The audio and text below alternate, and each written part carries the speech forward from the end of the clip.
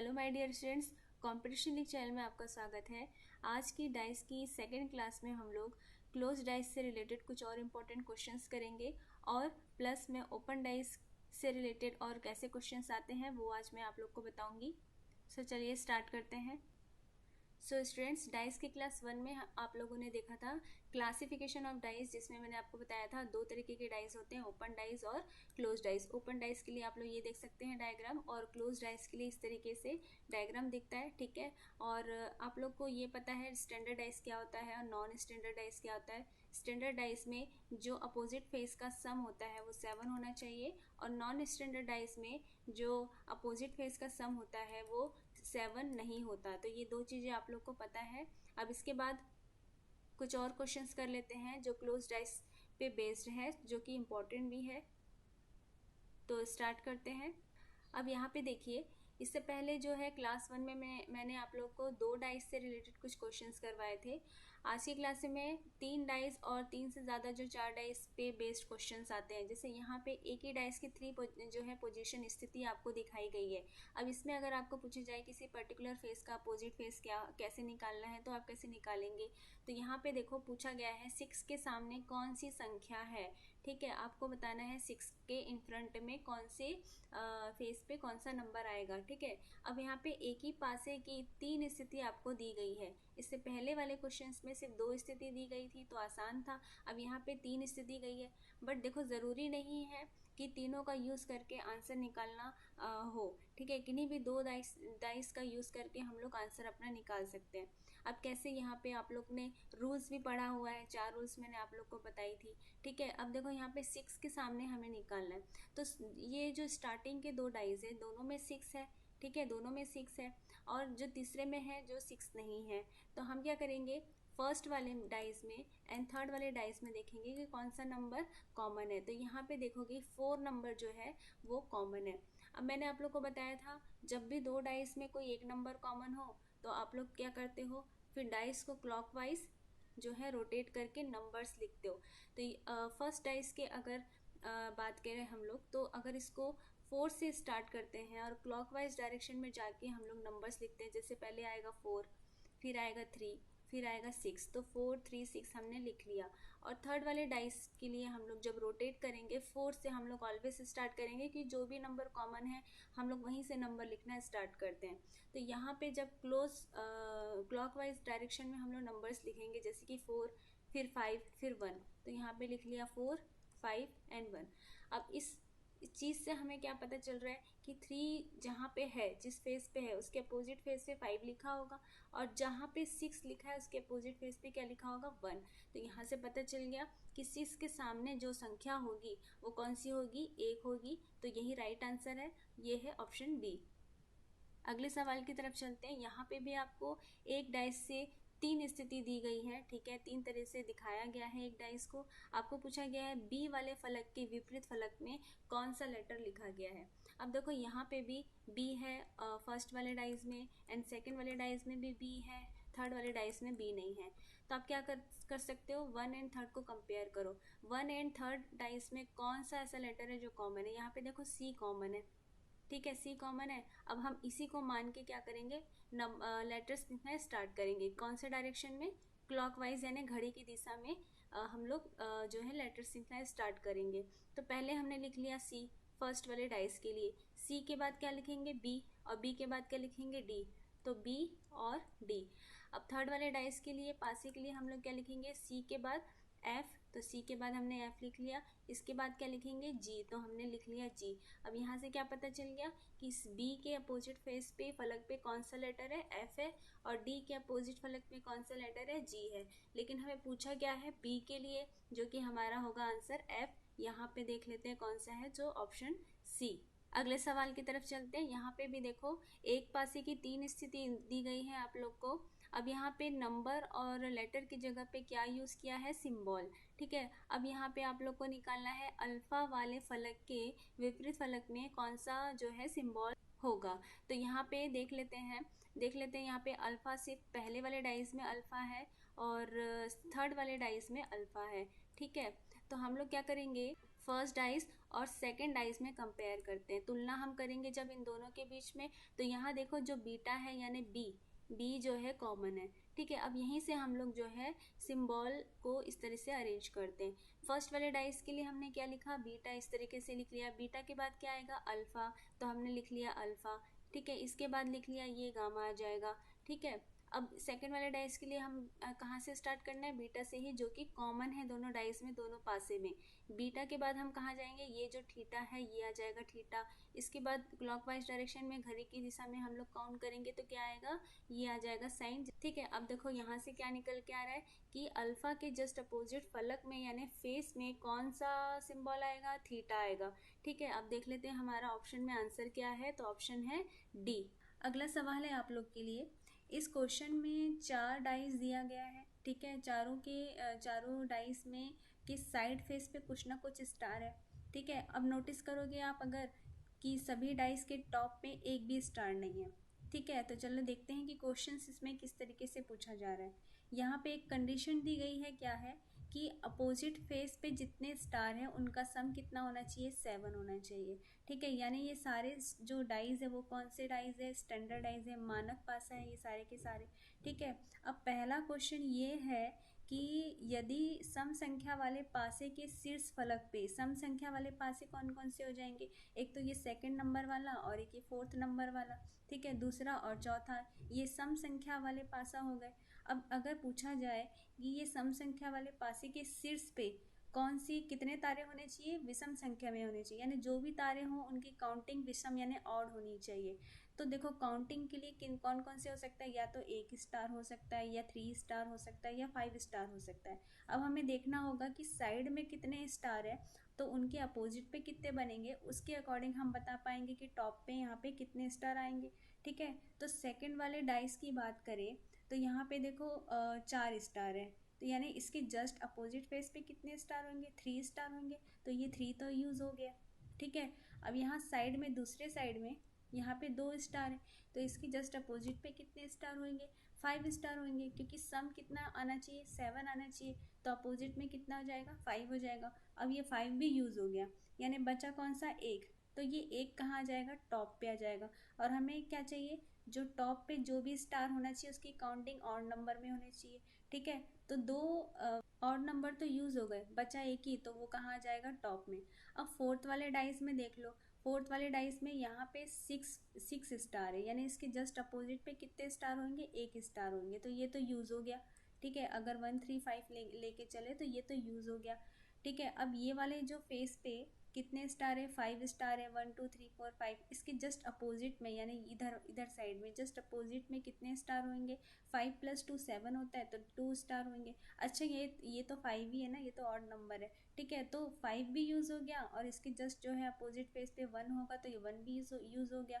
अब बचा कितना, ये 3, ऑड नंबर वाले स्टार कितने बचे, 3 बचा, तो ये 3 कहाँ आ जाएगा, टॉप पे, यहाँ पे आ जाएगा।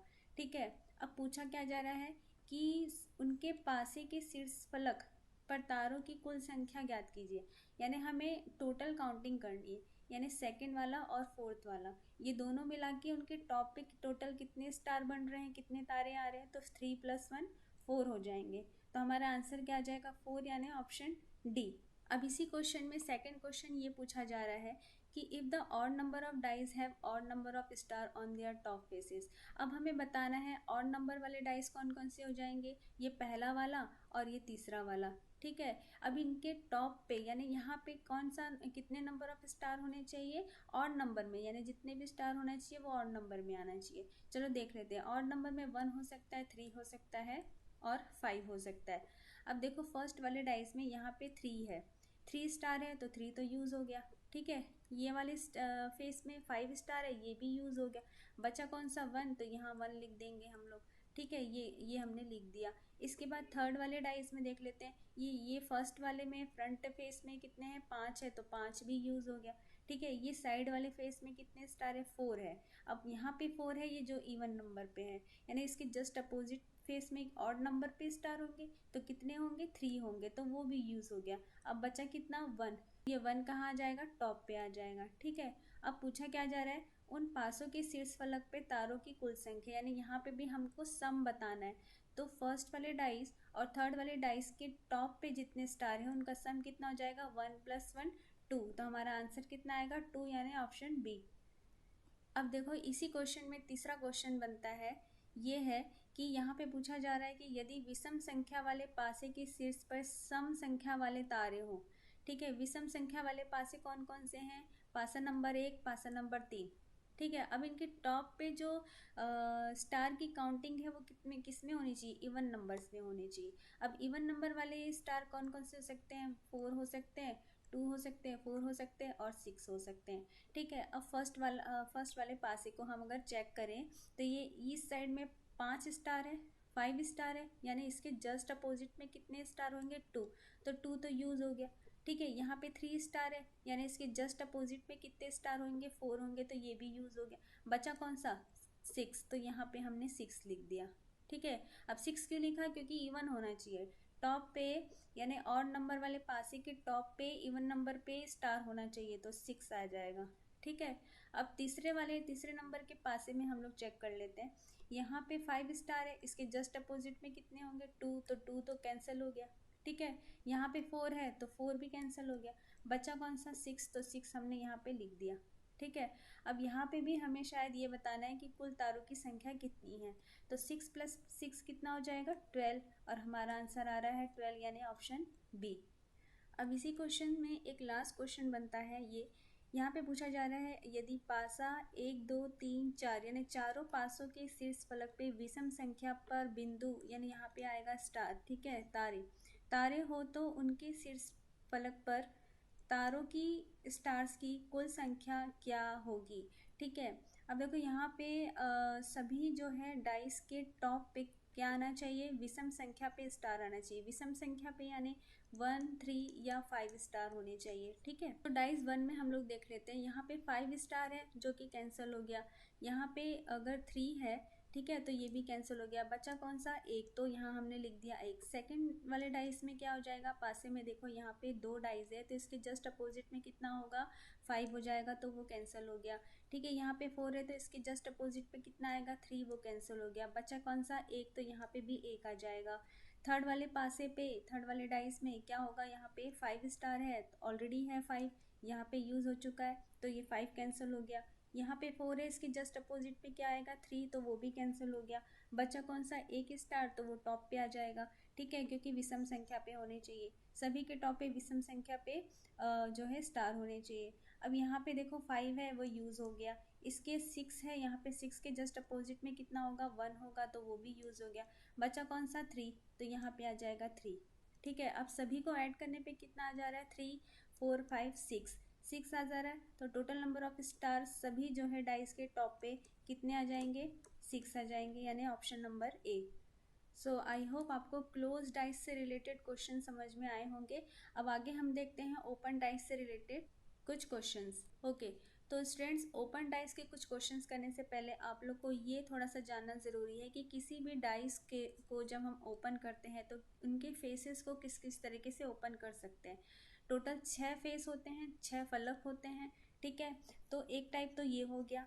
ठीक है, दूसरा टाइप ये हो जाएगा। इसी तरीके से 8 टाइप्स हैं यहाँ पे, जो 8 प्रकार से किसी भी डाइस को ओपन किया जा सकता है। और इन्हीं पे बेस जो है क्वेश्चंस आते हैं। कैसे आएंगे क्वेश्चन?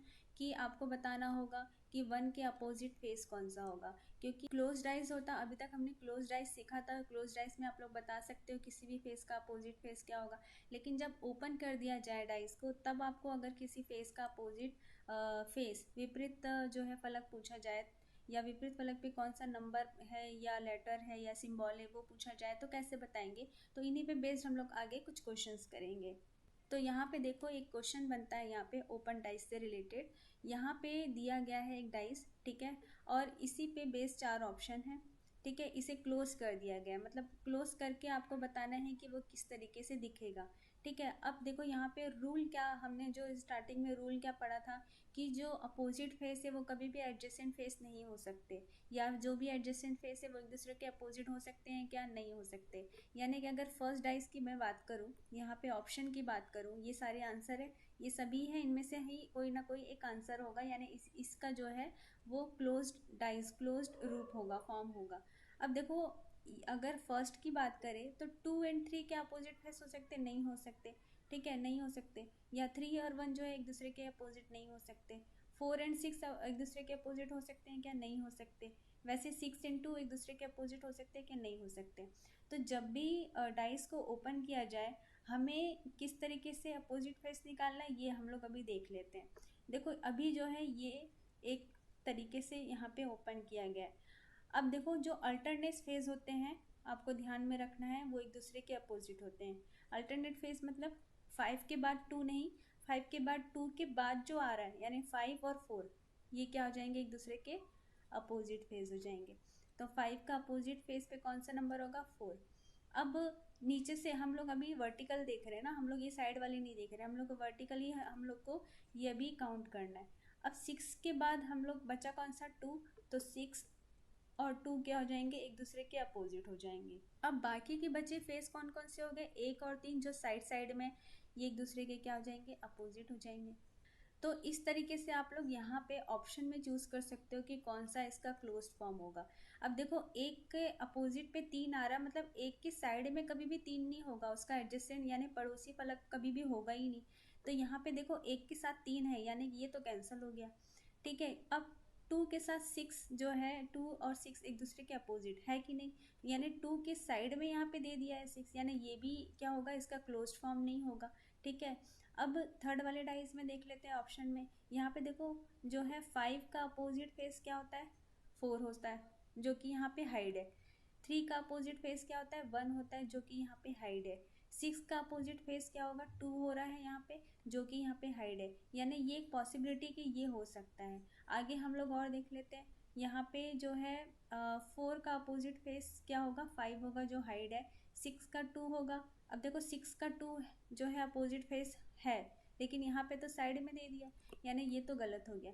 तो इस तरीके से हमारा जो आंसर आएगा इस ओपन डाइस का जो क्लोज्ड फॉर्म होगा वो कौन सा होगा, ऑप्शन नंबर 3।